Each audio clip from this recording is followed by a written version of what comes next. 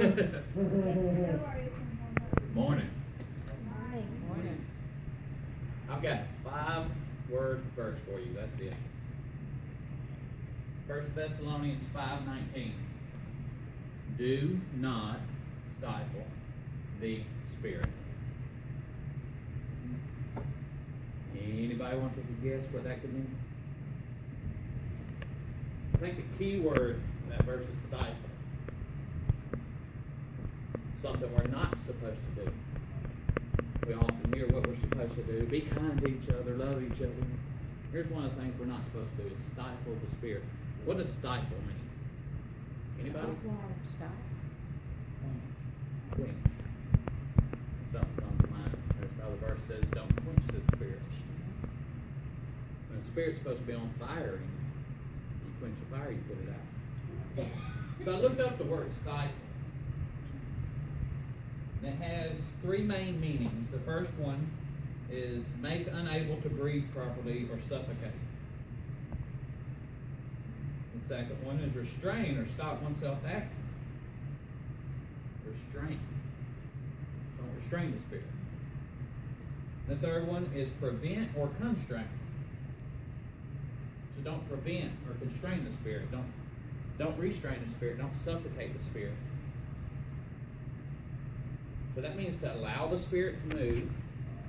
We're supposed to encourage the Spirit is one of the antonyms that was listed for stifle. You're supposed to let the Spirit out. See, I think that has something to do with our callings. Each of us is called to do something for God. And it's not always what we want to do. It's not always what we plan on doing. I don't like doing public speaking. I don't.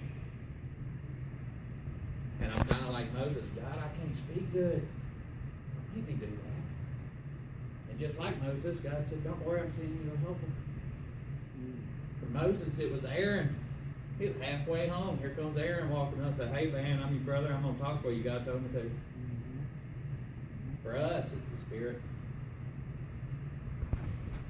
I don't have to speak. I just got to let the Spirit out. I cannot stifle the Spirit. Synonyms for stifle: suffocate, choke, asphyxiate, smother, gag, suppress, restrain, fight back, choke back, gulp back, check, swallow, curb, silence, constrain, hinder, hamper, impede, hold back, prevent, or inhibit. We do all of that, especially to the Spirit. Because we don't want to do what God's calling us to do. We're scared to do what God's calling us to do because that means stepping out on faith. That means stepping out on something you can't see, something you can't touch, something you can't hear or understand, and just doing what God's calling you to do. That's stifling the Spirit. But that's stifling the Spirit in yourself. Can you stifle the Spirit in somebody else? Absolutely. What if you're doing something because nobody else would step up? So you're up here, you're doing something, and you're taking a role in the church, and somebody else has that calling. But they're not going to step up because you're filling that role. You're filling that position. You're stifling their spirit. They're stifling their own spirit because they're not stepping out on it, saying, hey, I'm called to do that, and I know you're not. So they're getting doubly stifled. What if you're meant to mentor somebody, but you're scared to do it? You're stifling that other person's spirit, and you're stifling your own spirit. You're getting doubly stifled. You see, stifling can work either way. You can stifle your spirit, you can stifle someone else's spirit. Someone else can stifle your spirit. But you're not supposed to. You're supposed to let that spirit out. You're supposed to encourage that spirit. You're supposed to fan the flames, build the fire, and you're supposed to do that in yourself and in others. God said to work to build each other up in the Spirit. And that's something that a lot of us don't do because we tend to be selfish. We don't think about ourselves. I don't feel comfortable singing. not what I'm supposed to do, even though I'm good at it. You know what? God's probably telling you to do it. Otherwise, it wouldn't be on your mind at all. So if you're feeling like God's telling you to lead the singing, step up and lead the singing. Even if someone else is already doing it, because that person may not have been called to do it. They may have stepped up to do it to fill in because nobody else would. That happens. It happens here.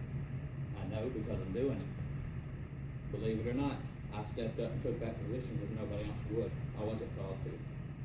I have no talent to sing. I never felt the call to sing. But nobody else was leading. Nobody else was answering their call. Somebody has a call. So the position is open if you have that calling. It is open. Please feel free to take it. Because it's supposed to be for a season if you step up and take that out of necessity. And my season's passed. Like I said, I'm not a strong speaker, but God pushes me toward it. So I feel encouraged from the Spirit to step up and do these devotionals. You people scare me. You're all staring at me. Every one of you. But I'm getting used to it. Flames are getting bigger. Spirit's getting more alive. We're all for you, brother. Awful. The point is, if we can't stifle the Spirit in ourselves, we can't stifle the Spirit in others. God said, don't put a stumbling block in front of your brothers. And when you stifle the Spirit, when you're filling in a position and you don't let people know that you're willing to step down if they got a calling, you're putting a stumbling block in front of that person. You're stifling their spirit because they're going to sit there, well, he's doing such a good job. Why do I need to go up there, God? Quit picking on me. You ever felt that way about something?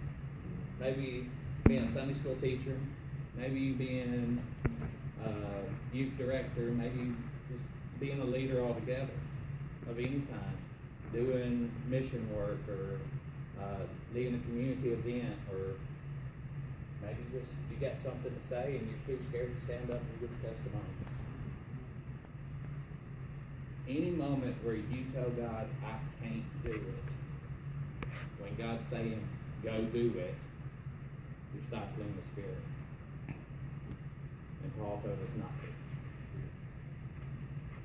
So please, open your heart, open your mind, listen to God, and do not stifle the Spirit.